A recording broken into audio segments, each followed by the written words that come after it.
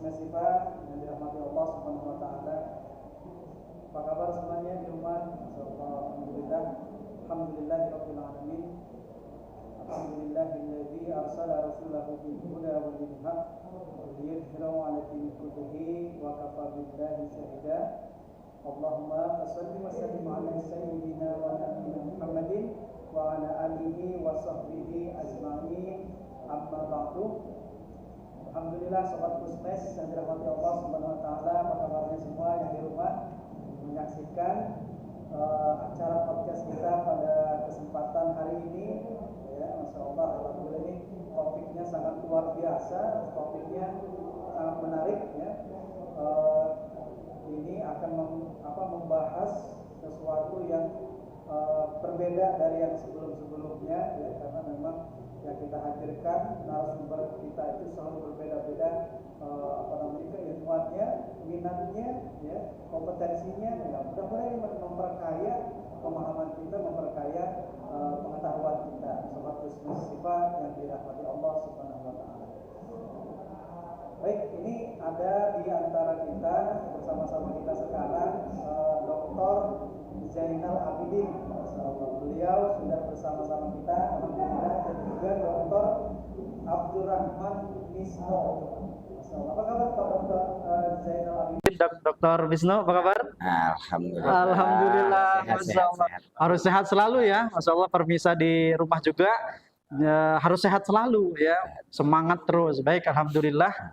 Ini kita agak lewat sedikit dari waktunya, tapi nggak apa-apa, kita harus semangat terus. Nah, ini kita akan membahas judulnya, yaitu adalah menata organisasi. Nah, bagaimana organisasi itu ditata untuk menciptakan OCB namanya, ya, OCB ya, Organization Citizenship Behavior ya, bagaimana organisasi ini atau bisnis itu melesat, kinerjanya juga hebat. Oh, luar biasa ya, dari judulnya udah keren ini Ustaz ya. Pak Dokter ya. Alhamdulillah. Nah, Dr. Zainal Abidin ini adalah salah satu dosen di STIT Sirajul Falah. Beliau adalah Direktur Pasca Sarjana Pendidikan Agama Islam. Nah, ini menarik nih, beliau ikut bersama kita, dan juga Bapak Dr. Wisnu yang selalu berada di podcast kita, selalu mendampingi ya, luar biasa ini beliau ya. Alhamdulillah ya. Terima kasih atas bimbingan beliau ini ya. Beliau salah satu dosen dan juga ketua direktur ya, direktur PPPM ya, STIT Sirajul Falah Bogor. Baik. Sobat Musmesifa yang dirahmati Allah Subhanahu wa taala, ini ada tema yang menarik tadi sudah kita sebutkan. Nah, ini karena Dr. Zainal ini sudah ada di tengah kita, yuk kita tanya-tanya tentang judul ini. Oke, Pak Dr. Zainal, sudah siap ya? Siap, insyaallah siap. Alhamdulillah ya. Insyaallah siap. Pak Dr. Zainal, ini kan judulnya menata organisasi menjadi bisnis hebat ya kan, bisnis melesat, kinerja hebat ya, ibaratnya unggul gitu kan. Bisa unggul, bisa kuat. Nah, ini apa latar belakangnya dan bagaimana ini kok bisa seperti itu Pak Dokter? Silakan kepada Sobat Pusmes kita. Oke, baik, yang pertama kita pahami organisasi. Baik. Organisasi itu apa sih? Oke. Nah, tentunya organisasi itu bukan hanya satu orang, tetapi terdiri dari beberapa orang, perkumpulan orang yang notabene di dalamnya itu berbagai isi kepala yang bersatu.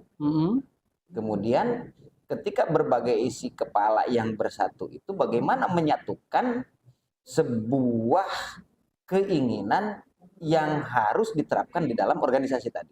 Oh, baik. Oke. Menyatukan keinginan. Baik. Keinginan. Luar biasa ya. Menyatukan persepsi. Persepsi itu tentunya harus dibuat, dirancang, ditetapkan oleh bersama-sama. Nah, itu agak sulit nih sobat ya. Bagaimana nih Pak Dokter supaya bahkan bisa melesat nih ya. Ya. Dari awal beberapa orang tadi di dalam organisasi tadi, yang tentunya latar belakang pendidikan, latar belakang apa namanya, pemikiran, latar belakang sosial itu sangat berbeda-beda. Kemudian tergabung di dalam sebuah organisasi, entah itu organisasi pendidikan maupun organisasi non pendidikan. Baik. Yang tentunya harus ada kesamaan kepentingan. Satu. Kedua, ada kesamaan keinginan. Gitu ya. Nah, di situ berangkatnya berarti harus dirumuskan impian. Impian yang harus dirumuskan bersama-sama. Apa itu impian? Adalah visi. Visi. Baik. Jadi impian itu bukan dibuat oleh top leader saja. Baik. Tetapi impian itu harus dibuat secara bersama-sama. Oke. Ya. Sehingga dengan mudah organisasi itu dapat dijalankan sesuai dengan guidance, rule, dan berjalan pada relnya. Ya. Apalagi ketika kita berbicara organisasi di era globalisasi ini. Baik. Yang tentunya ilmu teknologi yang begitu tidak dapat terbendung lagi oleh kita. Coba kita renungkan. Tatkala kita pagi-pagi akan mengejar kereta, kita akan berangkat kerja ke Jakarta contoh, dari Bogor. Nah, di dalam angkot itu otomatis ada berbagai penumpang. Iya. Ada berbagai penumpang. Kepentingannya beda juga. Kepentingannya berbeda juga. Baik. Tetapi bagaimana kita memposisikan di situ sebagai salah satu penumpang yang notabene untuk kepentingan kerja kita. Oke, tapi tidak mengganggu kepentingan yang lain. Betul. Satu. Berarti kita berangkat awal dari rumah sampai ke stasiun kereta itu harus memanage waktu. Iya. Oke. Mengukur. Berapa menit atau berapa jam saya dari rumah sampai ke stasiun kereta. Sampai di stasiun kereta, belum checking dan sebagainya, tiket dan sebagainya, masuk ke kereta, tiba di tempat kerja di Jakarta jam berapa? Terlambat atau tidakkah? Nah, itulah. Jadi tantangan di era globalisasi ini harus bisa memprediksi masa yang akan datang. Contoh tadi waktu. Salah satu contoh waktu. Itu mungkin salah satu yang harus kita persiapkan di awal, bagaimana mengelola sebuah organisasi itu untuk menjadi kuat, untuk menjadi hebat, untuk menjadi maju, untuk menjadi kompetitor dan siap berkiprah, tegar, berdiri mungkin itu. Baik. Nah, jadi sobat Pusmesiva, jadi untuk menyatukan berbagai impian itu ternyata ada dream, ya kan, ada impian yang akan menyatukan kepentingan gitu kan. Nah, impian-impian keinginan-keinginan, pendapat-pendapat dan sebagainya itu ya. Jadi ada visi. Nah, ini jadi dari visi itulah yang kemudian akan membuat organisasi itu menjadi hebat gitu, Pak. Betul. Oke. Nah, ini pertanyaan selanjutnya nih, setelah itu berarti kan harus ada pembuatan visi yang bagus gitu kan. Nah, ini bagaimana ini Pak Dokter? Untuk membuat visi itu tentunya yang terukur. Nah, yang terukur, smart ya. Oke. Pak Dokter Misno, smart itu seperti apa sih Pak Dokter Misno? Smart itu apa ya? Smart itu seperti kalau bahasa Arab itu Itkon, oke. Profesional, melakukan sesuai dengan tupoksinya, kemudian mengoptimalkan potensi yang ada. Betul. Nah, menurut saya sih kalau smart itu. Measurable dan treat. Kapan waktunya? Jadi intinya Dokter Mino suaranya kurang jelas. Bermimpi yang terlalu tetapi tidak terukur dengan kekuatan organisasi. Dengan sumber daya, baik itu sumber daya manusia, sumber daya alat yang ada di organisasi itu. Jadi ada batasan-batasannya.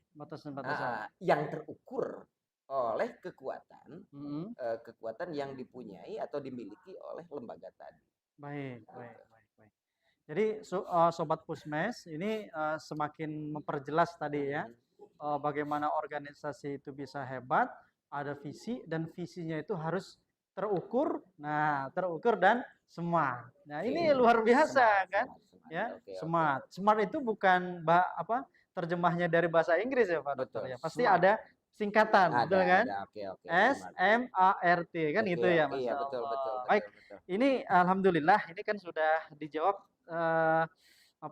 beberapa permukaan gitu ya, permukaan dari Dokter Jainal dari sisi organisasi itu adanya dream itu ya, ada dream, ada visi dan sebagainya. Nanti kita kita ulik yang lebih lanjut lagi karena bahasan kita ini ada di dalam bukunya beliau. Betul kan Ustaz ya? Bukunya seperti apa Ustaz? Ini kebetulan ada salah satu karangan saya yaitu menata organisasi hebat dan strategik. Baik. Nah, ini oke. Di sini itu akan menjawab bagaimana trik dan strategik mengelola organisasi sehingga menghasilkan organisasi yang hebat. Baik. Oke. Ini ada buku yang lain atau selain ini, Ustaz? Ada. Kebetulan di sini juga saya sudah menghadirkan satu buah buku juga, ada yang namanya OCB, Organization Citizenship Behavior. Jadi di dalam buku ini menjawab bagaimana menciptakan budaya. Organisasi. Ya, cultural organization yang baik ya. Yang tentunya budaya yang silih asah, budaya silih asih dan budaya silih asuh. Masya Allah. Jadi budaya Sunda. Budaya Sunda sebenarnya ya. Berarti ini buku yang cetakan sebelumnya. Ini kalau misalkan Sobat Pusmas akan memesan, mungkin ada cetakan kedua atau selanjutnya Ustaz ya? Ada selanjutnya nanti. Nanti bisa kita hubungin dari pihak Pusmesifa untuk tindak lanjut itu. Baik. Siap. Itu begitulah jawaban dari Bapak Dr. Jainal gitu kan. Nah, ini Pak Dr. Misno begitu masih di line tersambung, Pak. Alhamdulillah ya. Baik. Baik. Pak Dr. Misno, tadi menurut Pak Dr. Jainal, organisasi itu akan berkembang, akan tumbuh ya menjadi satu impian yang luar biasa, menjadi hebat itu karena ada satu visi yang dibangun. Ya, kemudian dari situ ada terukur dan menjadi budaya gitu kan nanti ya. Nah, ini kalau dari sisi Pak Dr. Misno, ini dari sisi apa nih nanti? Nah, itu silahkan dielaborasi mungkin ya, dielaborasi dari satu pertanyaan tadi. Ya, baik. Terima kasih Pak Kang Rendra ya. Ini menarik sekali nih kalau bicara tentang organisasi. Jadi saya ingin melihat banyak perspektif ya. Ketika kita kan bisa fokus mana mau ke bagaimana mungkin mewujudkan satu misalnya organisasi yang unggul, atau mungkin kita juga bisa flashback juga kepada sirah ataupun sejarah histori di masa lalu, dan juga kita bisa juga menggunakan perspektif dari our religion, our spirituality ya, keyakinan. Ini menarik. Jadi tadi kalau Pak Dr. Jainal berbicara tentang organisasi ya, kalau saya pertama berangkat dari definisi ya, bahwa di dalam Islam itu juga ada minimal itu ada dua istilah Kak Rendra. Yang pertama itu an-nizam ya, an-nizam gitu ya, artinya itu adalah struktur sebuah satu kesatuan yang tidak bisa dipisahkan dan memiliki satu tadi dream, memiliki satu main goals, tujuan. Nah, yang kedua itu ya betul. Yang kedua dari sisi juga yang kita sudah biasa dengan al-jamaah. Nah, sejatinya al-jamaah dalam konteks ini dia adalah sebuah organisasi. Ada struktur di sana, ada tupoksi, ada tugas dan tanggung jawab. Nah, ini menarik Kang Reda ketika kita bicara tentang misalnya tadi organisasi ya, seperti sebenarnya tadi kita bicara tentang sejarah ya. Sejarah misalnya bahwa ketika kita sebagai seorang muslim tentu saja baik secara personal maupun secara jamaah itu kita sudah memiliki yang disebut dengan super big dream. Ya, karena kalau dari salah satu tokoh Jack Ma, dia kan mengatakan bahwasanya Anda tidak cukup ketika hanya memiliki sebuah dream, sebuah mimpi, tetapi Anda harus memiliki super big dream. Jadi ini yang tanggung-tanggung gitu ya. Jadi misalnya Street Soldier itu visinya ya global gitu kan ya. Jadi internasional jadi because the world is flat gitu ya. Jadi tadi kalau bicara tentang organisasi gitu berarti kan bicara tentang nizam dan juga al-jamaah itu juga sama juga ya. Kita itu menjadi sebuah budaya, menjadi sebuah tradisi tapi sayangnya itu kita kadang suka lupa ya bagaimana kita tuh dalam 5 hari kan ya 5 kali sehari diajak untuk yang disebut dengan hayya alal falah. Kenapa? Nanti super big dream-nya sebuah jamaah itu adalah al-falah di dunia wal akhir. Ya, jadi falah artinya betul-betul sebuah kesejahteraan ya di dunia juga di akhir. Walaupun sebenarnya dia bukan falah itu terlalu sempit juga ketika bicaranya tentang kesejahteraan. Tetapi ya falah aja gitu ya. Bisa mirip kesuksesan tapi lebih dari itu. Iya, makmur juga, tapi makmur kesannya itu terlalu uang. Padahal bukan hanya uang, tapi kenyamanan gitu kan ya, kemudian juga perdamaian, termasuk juga untuk orang lain. Bukan juga untuk sendiri gitu ya. Sendiri nyaman, orang lain susah nggak bisa juga. Nah, saya mungkin pertama saya ambil juga sajadah nih ayat ketiga dan keempat. Nah, menarik di sini terutama nanti sebenarnya di ayat yang ke berapa yang keempatnya Allah Subhanahu wa taala berfirman, A'udzubillahi minasyaitonirrajim, yudabbirul amru minas sama'i ilal ard summa ya'ruju ilaihi fi yaumin kana miqdaruhu alfasanati mimma ta'udun. Ya, ini adalah proses penciptaan langit dan bumi yang di sana pasti akan how to organize. Bagaimana Allah Subhanahu wa taala itu organize, mengorganisir gitu ya, memanage bisa juga itu bagaimana ya. Ini adalah sebuah kalau menurut saya super organization gitu ya.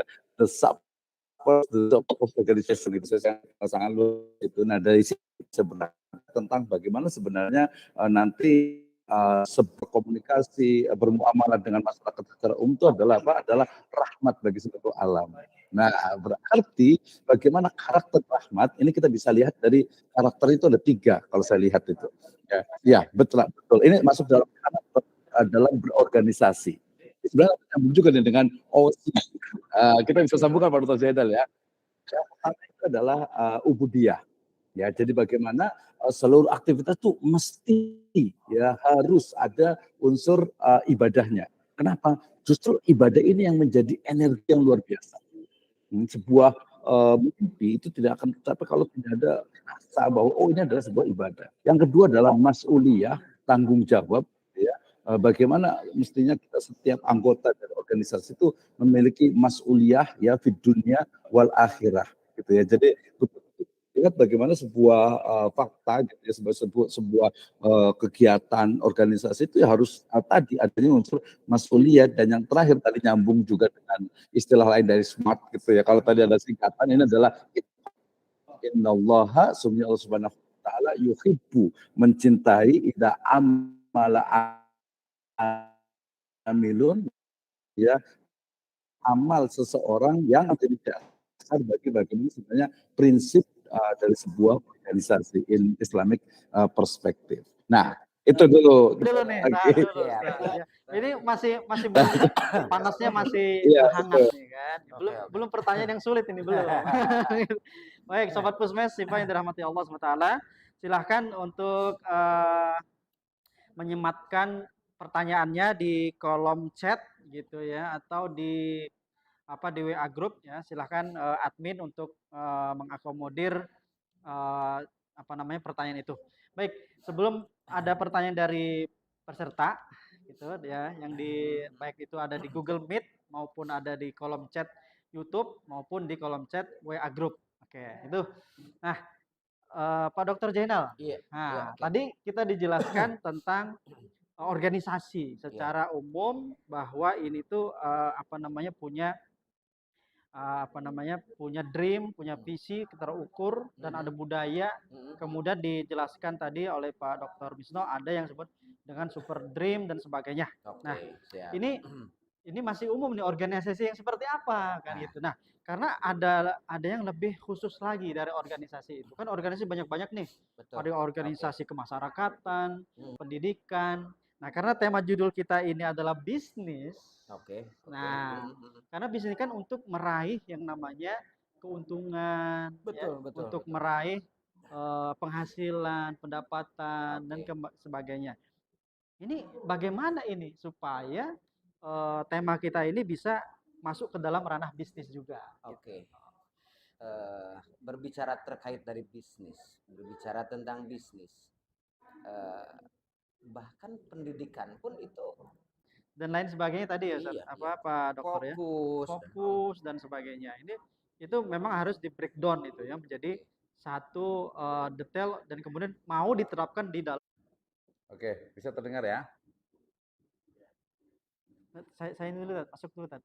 Saya masuk dulu baru ya, masuk dulu aja, silakan. Oke, bilang apa, Tat?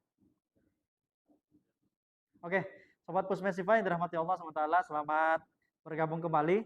Insya Allah tadi dari Dr. Jainal sudah disampaikan tentang bagaimana pengaruh dari teknologi, kedisiplinan, fokus, dan sebagainya. Nah, ini kita minta elaborasi dari Dr. Misno, gitu kan ya. Luar Misno, biasa. bagaimana? Sudah cukup sih, Pak Dokter. Iya, sebenarnya sudah cukup, cuman harus didampingkan. Oke, silakan Pak Dokter. Ya, baik, terima kasih. Menarik sekali nih Kang Renda. Ini sebenarnya sangat nyambung sekali nih. Tadi yang saya ingat gitu ya, sayangnya memang kita mungkin nanti perlu lebih detail lagi terkait dengan tadi kan kalau saya melihat itu nanti ada karakter ya ataupun bisa dikatakan prinsip walaupun beda ya. Artinya itu adalah karakter dari sebuah organisasi yang unggul. Tadi pertama adalah bicara tentang apa? Bicara tentang leadership. Ya. Kepemimpinan itu pasti ya. Makanya dalam kalau di hadis dikatakan kullukum ra'in wa kullukum mas'ulun an ra'iyati. Di situ ada kepemimpinan, kemudian yang kedua juga ada mas'uliyah, ada tanggung jawab. Plus jangan lupa ya the best leader, super leader, super manager ya itu adalah Nabi kita Sayyidina Muhammad sallallahu alaihi wasallam ya kama qala Allah taala a'udzubillahi minasyaitonir rajim laqad kana fi rasulillahi uswatun hasanah. Sungguh telah ada pada diri Rasul itu uswah hasanah. Uswah hasanah seperti apa? Saya biasa selalu menyingkatnya dengan the fast man. F-A-S-T. Fast man. F adalah fatonah, profesional, A-nya adalah amanah, intelektual tentu saja, kemudian sidik juga pasti ya dia memiliki kepribadian dan juga tablik atau komunikasinya. Nah ini kita bisa elaborasi kalau kita berbicara mungkin nanti khusus ya Pak Dr. Zainal ya tentang leadership. Ya bagaimana sebenarnya karakter dari seorang leader. Ya, so I think different between a leader ya kita tahu beda antara seorang mungkin disebut dengan pemimpin between leader and boss, gitu kan ya. Jadi beda tuh antara leader ya pemimpin dengan bos. Kalau bos itu ya nyuruh-nyuruh gitu ya. Kalau leader enggak gitu. Dia memotivasi. Oh itu nanti next kayaknya Pak Dr. Zainal ya. Itu yang pertama. Jadi yang pertama saya lihat itu tentang kalau tentang kepemimpinan leadership in Islamic perspective so too clear ya. Is a very clearly gitu ya. Sangat jelas sekali kita bisa eksplor di situ. Kemudian yang kedua tadi juga terkait dengan anggotanya. Artinya itu adalah unsur-unsur atau orang-orang yang ada dalam organisasi yang duduk di dalamnya. Makanya kalau di dalam surat At-Taubah ayat 100 itu jelas sekali ya dikatakan apa tentang kisah dari kalau yang di surat Ali Imran ayat ke-103 itu kan kuntum khaira ummatin. Wah, ada khaira ummah gitu ya. Jadi khaira ummah sebaik-baik umat. Nah, tadi saya menyebutkan kalau dalam Islam itu kan ada nizam, ada al-jamaah, sebenarnya ada satu lagi itu ummah. Jadi kuntum khaira ummatin kalau kita terjemahkan secara bebas itu adalah kalian, Anda semuanya adalah anggota dari the best organization. Tadi apakah the good organization atau mungkin satu lagi apa ya super organization atau hebat bahasa apa tuh amazing atau apa tuh hebat itu pilih yang mana nih kira-kira gitu tapi kalau dalam bahasa Arab itu lebih kepada khairun ya kuntum khaira ummatin ukhrijat linnas ta'muruna bil ma'ruf wa tanhauna 'anil munkar itu dia disebut dengan ummah. Jadi ummah itu adalah kumpulan dari fardiyah atau individu-individu yang memang memiliki satu kesatuan tadi super big dream. Nah, itu ya. Baru nanti kalau kita bicara tentang karakter dari organisasi itu dia harus fokus ya. Maka tadi the right man on the right place gitu dikatakan kan idza wusidal amro ya idza wusidal amru ya wan tadir saah. Tadi disebutkan tuh ya. Jadi kalau suatu masalah, suatu perkara, suatu tanggung jawab, suatu jabatan diberikan kepada yang bukan ahlinya, fantadirisa'ah. Maka ya tunggu kehancurannya. Ya, tunggu hari apa artinya bagaimana ya organisasi itu akan hancur. Nah, gitu ya. Jadi dari organisasi ini berarti kita bisa fokus sebenarnya Rendra nih, fokus kepada sebenarnya bagaimana mewujudkan atau mungkin bahasa menciptakan. Ya, bagaimana menciptakan organisasi yang unggul. Seperti kita sudah menemukan satu. Yang pertama, bukan yang pertama sih sebenarnya, kita sebut saja yang istilahnya itu yang paling penting itu adalah apa? Leader. Pemimpin. Setelah pemimpin baru nanti anggota-anggotanya, gitu ya, anggota-anggotanya baru nanti masing-masing dari karakter. Nah, itu Kak Rendra. Luar biasa, luar biasa. Karena dari apa yang disampaikan Dr. Misno dengan Dr. Zainal itu sebenarnya nyambung. Iyalah, nyambung betul. aja Betul, gitu karena ya. memang lengkap gitu lengkap kan. sebenarnya kita saling menambahkan dan sobat Pusmes itu bisa mengaitkan dengan sesuatu yang lain nih ya. Mungkin di lingkungannya sekitar itu punya bisnis apa ya, punya pekerjaan apa, sekarang sedang profesional di dunia bisnis apa, atau mungkin ada sesuatu yang komunitas mungkin. Nah, ini bisa diterapkan tuh ya, bahwa seorang leader itu memotivasi dan sebagainya ya, fokus, disiplin dan sebagainya. Ini luar biasa. Jadi teman-teman, itulah sebenarnya simpel saja supaya organisasi itu menjadi hebat, yaitu tadi ya, sosok pemimpin yang bisa membawahi yang dengan baik seperti Rasulullah itu ya. Dan lain sebagainya yang disampaikan oleh Dr. Zainal dan Dr. Misno. Ini ya mungkin ini karena mungkin sedikit di awal itu kita ini kan dulu nih biar mungkin pemirsa sekalian bisa paham apa sih yang dimaksud dengan organisasi tadi ya. Jadi maksudnya itu definisi terminologinya lah. Jadi ini organisasi apa ya? Gitu kan ada organisasi keagamaan, ya organisasi tadi pendidikan, berarti dia sebuah lembaga pendidikan. Artinya ketika tadi Pak Dr. Zainal berbicara tentang organisasi, berarti contoh realnya itu adalah bisa sekolah.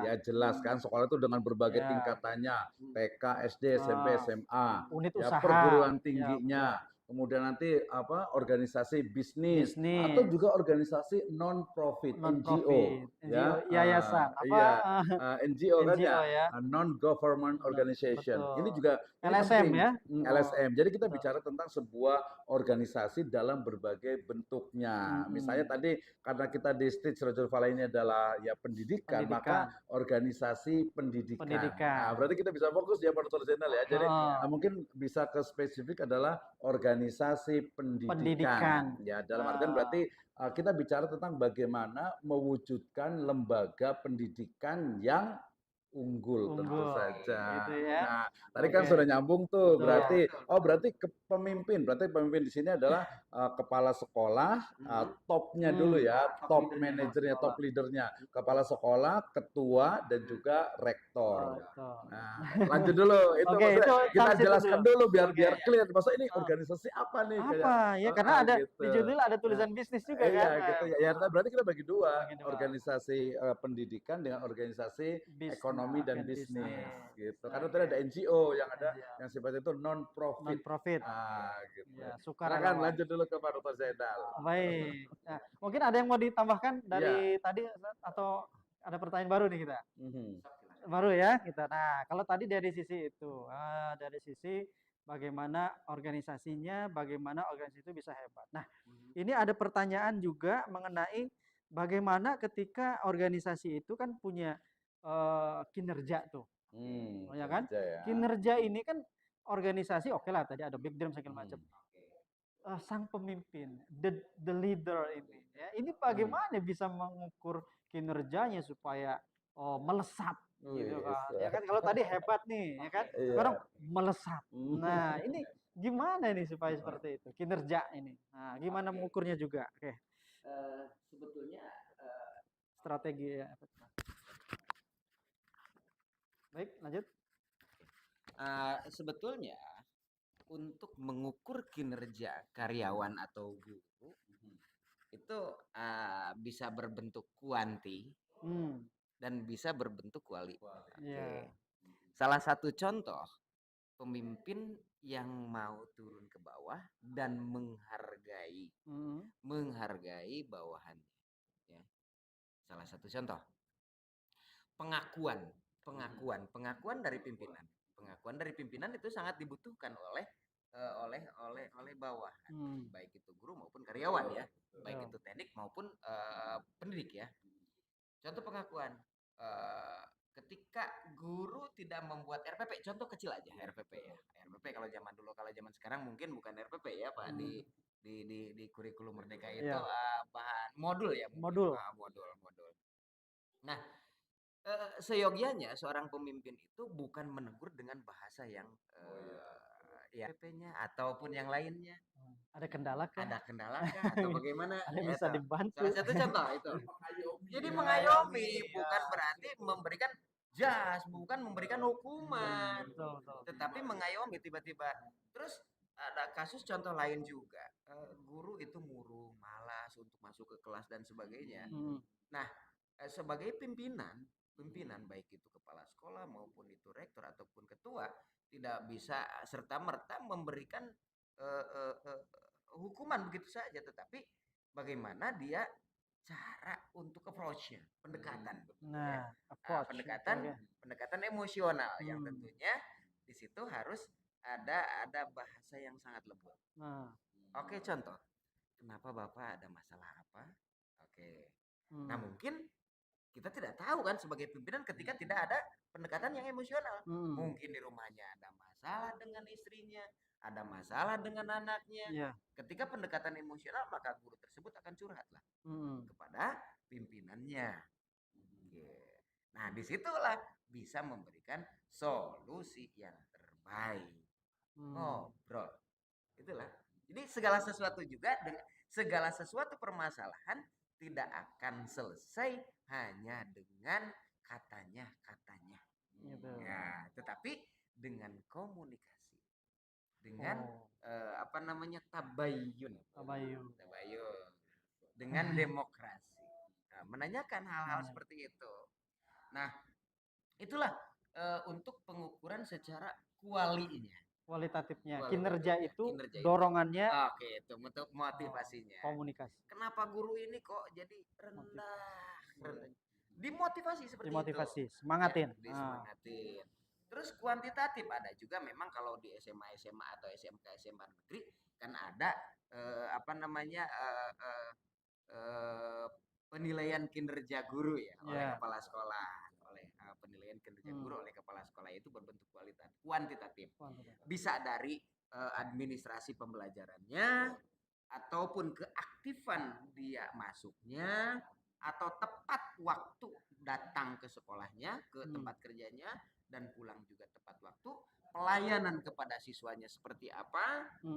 Terus kemudian ketika kepala sekolah melakukan supervisi ke kelas-kelas itu seperti apa guru menyampaikan materinya. Apalagi sekarang itu adalah model kurikulum Merdeka. Jadi siswa itu jangan dibikin pusing katanya, kata Mas Nadiem, tetapi dibikin happy, dibikin bahagia. Seperti halnya kita lihat guru kalau zaman dulu sebelumnya bawa presensi ke kelas, bawa seabrek-abrek buku, tetapi kalau sekarang bawa sound yang ditenteng-tenteng ke kelas, diajak bahagia, tetapi materinya tersampaikan oleh guru itu. Tujuan pembelajarannya, CPL-nya tercapai. Jadi model pembelajaran seperti itu kalau sekarang. Nah, itulah yang dilakukan oleh kepala sekolah untuk melakukan supervisi kepala sekolah, itu bentuknya kuantitatif. Nah, loyalitasnya sampai di mana guru itu tadi? Ketika ada penghargaan dari pimpinan, ketika ada pengakuan dari pimpinan, maka otomatis loyalitas kinerja guru itu akan naik. Kinerja organisasi akan meningkat. Baik. Itu. Ketangkap dokter. Kinerja. Ternyata kinerja itu bisa melesat tatkala loyal. Betul. Gimana supaya bisa loyal? Ada pendekatannya kualitatif, kuantitatif. Seperti itu Sobat Pusmes ya. Jadi kalau ingin kualitatif itu dengan cara komunikasi, dimotivasi, kuantitatif dengan cara pengawasan. Dilihat, diukur kinerjanya seperti apa ketika dia bekerja. Masya Allah. Ini luar biasa ya. Masih bisa lanjut ya, alhamdulillah. Oke, baik, alhamdulillah. Ya, jadi Menarik kan? Menarik. Ya silakan Pak Dokter Ya, Misal, silakan. apalagi kalau kita kaitkan dengan ini, maksud saya, kalau kita kaitkan dengan apa? Dengan organisasi bisnis, wah gitu ya. Jadi kalau organisasi bisnis itu bahkan kalau sebenarnya sama sih, sama-sama berkembang karena tadi kan kita bicara tentang bagaimana mengukur, ya measurable gitu ya, terukur. Jadi kalau dalam organisasi bisnis ya, ekonomi dan bisnis gitu ya, keuangan juga itu justru bagaimana mengukur karena kinerja itu menurut saya lebih ketat nih. Ya mungkin agak sedikit salah tapi bolehlah. Jadi bahwa organisasi atau pengukuran kinerja seorang karyawan itu di organisasi keuangan, bisnis dan juga ekonomi itu lebih ketat daripada di lembaga pendidikan gitu ya. Karena dia kan target cari uang gitu ya, cari uang jelas gitu ya. Jadi gimana nih? Nah, makanya kita kan kalau dalam metode itu banyak sekali kan Rendra ya, mulai dari balance scorecard adalah kelemahan dari balance scorecard, kemudian juga kelemahan dari beberapa sampai kepada aplikasi dan juga model ataupun sistem untuk menilai kinerja baik yang kuali ataupun kuanti gitu ya, itu adalah tidak memasukkan karakter perilaku Islami, akidah, tauhid ke dalam variabel dari kinerja itu. Nah, kenapa itu dokter? Menarik justru. Jadi gini, ketika saya di sebuah perusahaan kemarin itu saya ingat sekali di wilayah Sentul City sana. Jadi ketika seorang karyawan itu dianggap memiliki kinerja bagus ketika dia itu mampu mengimplementasikan nilai-nilai tauhid, nilai-nilai kepercayaannya. Artinya begini Kang Rendra, seorang karyawan itu, jadi kita konteksnya adalah Islamic organization gitu ya. Jadi bukan hanya melihat dari sisi, oh udah berhasil nih, oh untungnya banyak nih, oh alumninya bagus nih. Tidak hanya itu. Ya, tetapi juga bicara tentang bahwasanya ada proses ya, ketika karyawan itu bagus bukan hanya tercapai targetnya tapi juga dia menjadi juga anfa'uhum linnas untuk teman-temannya. Banyak manfaat. Gitu dia secara personal dia juga memiliki tadi itkon ya, amanah profesional, tapi juga dengan masyarakatnya atau dengan teman-teman sekelasnya. Kan ini paling banyak ya. Ini ketika tadi sebenarnya terkait dengan organisasi sebenarnya nih. SDM yang aduh di mana-mana ada itu kubu-kubuan gitu, kelompok-kelompokan, yang satu menjelekkan yang lain. Ini kan nggak Islami. Secara walaupun kita nggak nyebut Islam saja itu nggak bagus secara organisasi. Itu yang disebut dengan apa? Toksik. Racun. Kok toksik sih? Ya, toksik namanya ya. Betul. Iya, jadi itu yang menjadi racun organisasi.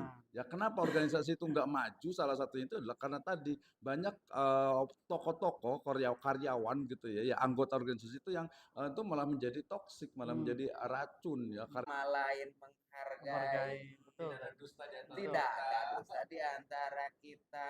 Tidak ada budaya sikut menyikut. Betul. Justru ada juga budaya adalah saling menjunjung, saling menghargai, silih asih, silih asuh. Itulah yang harus kita jaga. Wah, harus ditempel tuh. Harus kita jaga di dalam organisasi itu sehingga organisasi kita ya organisasi yang kokoh. Betul. Contoh, kita akan membangun rumah hanya bambu satu. Itu tidak akan kuat. Betul. Ketika tidak ditopang oleh bambu yang lain. Termasuk bata nanti masuk. Nah itu. Jadi satu sama lain akan saling melengkapi. Betul. Karena memang manusia itu tidak ada yang sempurna. Betul. Satu sama lain saling melengkapi. Ada kurangnya. Ada dan lebihnya, kelebihannya. Betul. Itulah fungsinya organisasi. Betul.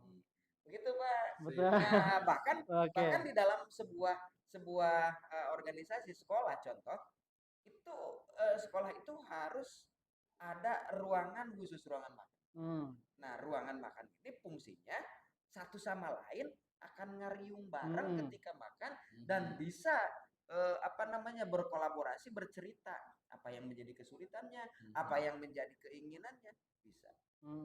Bagus, subhanallah. Pun kepala sekolah jangan jaim-jaiman, ikut nimbrung di situ. Walau merakyat harus turun ke bawah. Jadi jangan hanya duduk di belakang meja saja, tetapi tidak tahu bagaimana permasalahan di bawah ketika pimpinan top leader tadi, baik rektor, kepala sekolah ataupun ketua, ketika turun ke bawah maka akan tahu permasalahan yang sebenarnya. Betul, mendengar langsung, melihat. Tidak katanya kalau seorang top leader, seorang pemimpin hanya mendengar kata-katanya saja, ya tunggu kehancurannya.